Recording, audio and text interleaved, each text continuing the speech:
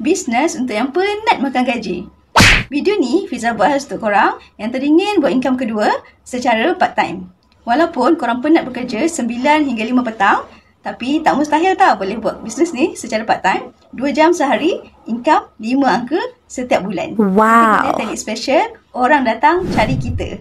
Sebelum Fiza sharekan caranya, follow, like, share dan komen nak belajar. Actually dah ramai pun yang berjaya walaupun secara part time. Sebab bisnes ni ada sistem yang lengkap, mentor guidance 24/7, non-stop, dan paling best, after join kita akan dapat learning portal untuk kita buat step by step. Alhamdulillah, kita buat teknik santai-santai je. Tak payah buat live, tak payah buat ads, tak payah pun ketuk-ketuk rumah orang. Dan paling best sekali, tak payah pun simpan stok. Kita kan dah penat sangat bekerja daripada pagi sampai ke petang. So, kita manfaatkan at least 2 jam sebelah malam untuk kita buat bisnes ni. Alhamdulillah, bila kita ada mentor yang dapat guide kita 24/7 secara percuma, tanpa perlu dibayar berpuluh-puluh ribu, kita pasti boleh berjaya.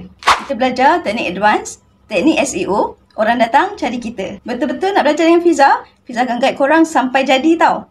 Terus klik tudung kuning, cari link dekat bio Fiza, jawab sedikit soalan dan jangan lupa submit. Fiza akan sharekan business details untuk korang kaji, untuk korang speed sama-sama dengan Fiza. Yes! Wajib kaji sebelum join. Fikir jadi, pasti jadi.